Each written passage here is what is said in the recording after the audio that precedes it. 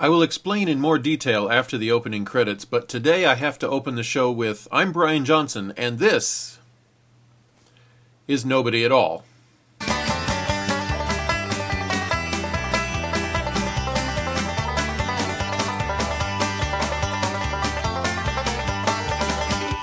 Hello and welcome to Nobody You Know. I'm your host, Brian Johnson.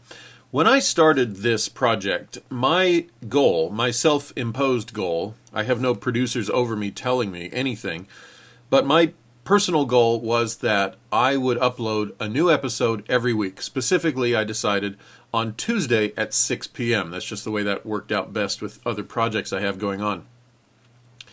And that went well for 21 episodes. But it is actually a lot harder to get people to commit to an interview than I at first imagined. And the deadline for the 22nd episode came, and I just didn't have anyone. And so at that time, I thought, well, maybe since it is so hard to get people to commit, despite however many of them say, yeah, great idea, I'd love to be on the show, actually getting them to find an hour to sit down with me is quite the challenge. I thought, well, okay, maybe we'll do it in seasons. I had 21 episodes. We'll take a little break. I started in January, so maybe if I start the next season in July, we do blocks of 21 episodes every half a year for as long as it lasts. Well, July came and I wasn't quite ready. I didn't have a new guest. Anyway, that didn't quite work out, but I thought, okay, never mind. We'll still do blocks of 21. And then I found myself with only 20 weeks left in the year. So I thought, okay, what if we did blocks of 20? And what I did, especially if you're a subscriber, you may have noticed this. I snuck back to episode 21, which was Larry South, and I quietly just made him episode 1 of season 2. And then I was able to get Doug Taylor. As I sit here recording today, I was supposed to have somebody for episode 23 or season 2, episode 3. And it didn't work out. I don't want to say too much. I am going to say it's his fault in case he sees this. So I was faced with a dilemma. Do I just leave this Tuesday blank? Do I try to get someone else? And I did try a little bit, but nobody was available at the last minute like this. And so then I thought, well, what if just this once, since it hasn't happened yet, I introduce you to the person actually hosting the show? So this is basically an act of desperation. Putting me on the show as my guest, and we should probably go ahead and put that little banner across the bottom. I'm Brian Johnson. Yes, there it is.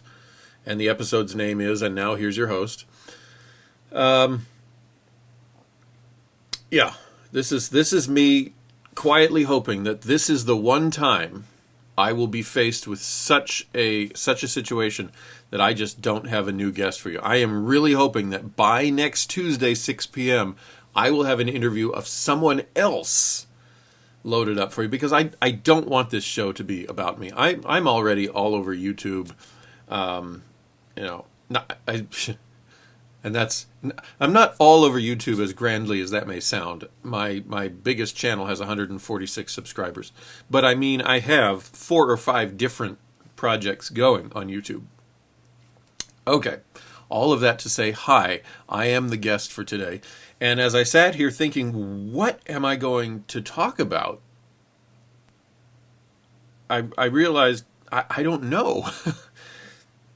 It's easy enough when I'm the host, and it would be easier if there were somebody else here and they wanted to know something about me. That's the position I'm normally in. And I've had people say, I don't know what I would talk about if I were on your show. And I say, that's the whole point. I don't want to know. I want to sit down next to you and start asking questions until I find something that has me going, that could be interesting. Because it's the philosophy of this program that anybody should be able to do that with anyone. You should be able to, I mean, apart from it being culturally weird in many places in the world, to stop someone on the street and say, let's talk about you. I should be able, in theory, and you should be able to stop anyone, anywhere, have a talk with them, and give it enough time, 5 minutes, 10 minutes, maybe 15. You will find something in that person's life that you'd like to know more about, that has you interested. That's why I started the show, is to get away from the idea that the only interesting people out there are the celebrities on the late night talk shows who have the next hit film coming out or the next hit book. I wanted to get away from all of that. So, if someone were asking me questions, it would be very easy. All I'd have to do is answer the questions. But for me to sit here and go, what do I think is interesting about myself? I am largely clueless. The nice thing is that my minimum requirement for my episodes is that they reach 13 minutes. So I only have to do this for 7 more. But I guess if someone were to ask me, what's your job? My job right now for making a living is pizza delivery. So there's not that much to talk about there. I pick up the pizzas, I deliver them. It can be interesting for a little bit of people watching. When we deliver the pizzas, as a film director, as a creative person, I'm actually looking at the customers and just kind of absorbing who they are and how they talk and think, oh, that might be interesting. So job right now, and I can't think of any past jobs that I could talk about for a 10-minute episode. So I think I'd go with hobbies, which one day I hope would be my job, and that is film director. So my topic today is my interest in film directing, beginning with the broad fact that everything I've ever wanted to do in life, as a career, as any kind of serious interest, has been about entertaining people. When my earliest conscious memories of life in California were of setting up my stuffed animals on our family sofa, and we had a front window. I'd set the animals up on the sofa, and I'd stand by the front window like it was a stage, and I would entertain them. Or even less involved, I would set up the stuffed animals and then pretend they were watching a movie. And I could walk away and go do something else entirely. I could go play in the backyard or whatever, but my stuffed animals were watching a movie. So from the very beginning, it was about entertaining people. I wanted to be an illusionist along the lines of David Copperfield, somebody who just was really good with magic tricks. So again, it was about entertaining people. Growing up near Disneyland, we went to Disneyland quite a bit, and I rode the train. And then as I was growing up in other places like Utah, there were zoo trains and things. And so another career opportunity that I had an interest in as a young boy was a locomotive engineer. Now, not just any engineer on a freight train across the country, specifically one where I had a microphone and welcome to Disneyland, That was, to me, a form of entertaining people. The people on the train would be my audience. So much of my play pretend as a young boy centered around that. And then, as schooling began, as I entered elementary school, I very much enjoyed the school programs. Just the little school concerts where all the kids learn a few songs and all the parents are invited and the whole school's up front and all the parents of the whole school are in the audience. And then it grew into theatrical opportunities. Now I'm a little blank on this, but I think my first real theater opportunity, I think it was Bye Bye Birdie. Summer stock when I was in junior high in Long Island. I don't have any memory of having been in a play before that. When my mom said, hey, you should go try out for this. I didn't even know what auditions were. or anything like that. I mean, I had been in the junior high chorus, so I could sing kind of, but you had to learn a song to take with you, and I didn't have a song. I don't even remember what I sang. I think I sang Put on a Happy Face because it was from Bye Bye Birdie. I was so quiet, shy, and timid. And since it was summer stock, high schoolers could participate also. And shortly after my audition, this guy got up, David, I think his name was, and he sang Put on a Happy Face with so much energy and hitting all the right notes. You know, he was tall. He kind of could remind you of Dick Van Dyke in a way. Probably not as limber and goofy, but I knew the moment he sang that I wasn't getting a part. Well, my parents didn't tell me what summer stock was. If it's summer stock, everybody gets a part. So I ended up with Mr. McAfee. But that's my first recollection of an actual theatrical event, not just a school concert. And I loved it. I had a blast doing it. I was also in Fiddler on the Roof in junior high. And by then, you know, locomotive engineer and illusionist had been firmly pushed to the back seats. This is fun. This theater stuff is exciting. And I got involved in Vacation Bible School skits at my church, and somewhere in there, somewhere around the age of 13 or 14, my dad brought home a home video camera. And this was back in the 80s when it was this massive thing that now you only see if a news crew is out somewhere. But big thing, you sat on your shoulder, you got to work out just trying to record the family vacation. I fell in love with that.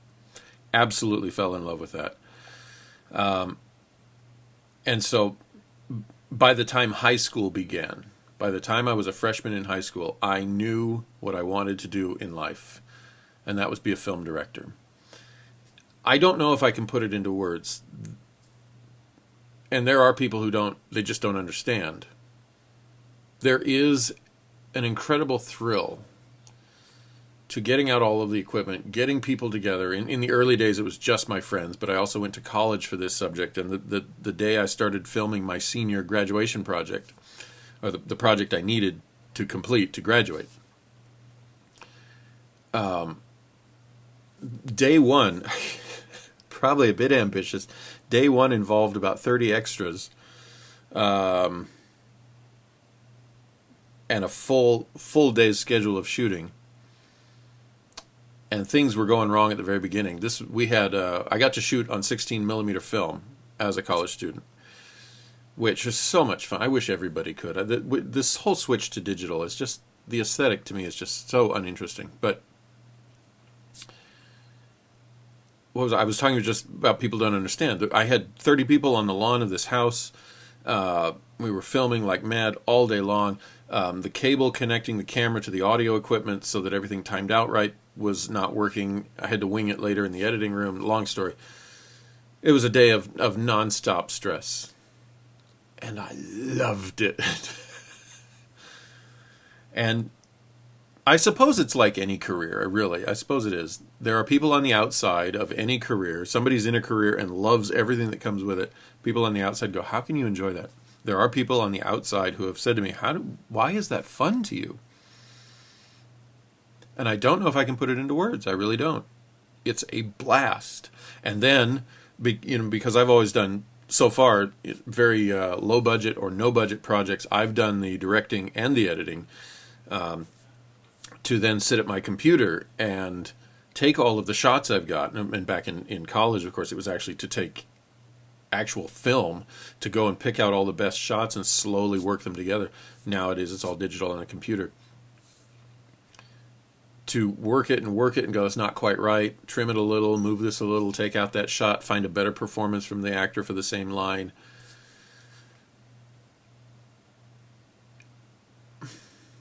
I love it. I really do. There is an intense satisfaction. It can be so captivating that I will start working on a video project, on editing it, at 9 or 10 at night after the kids are in bed.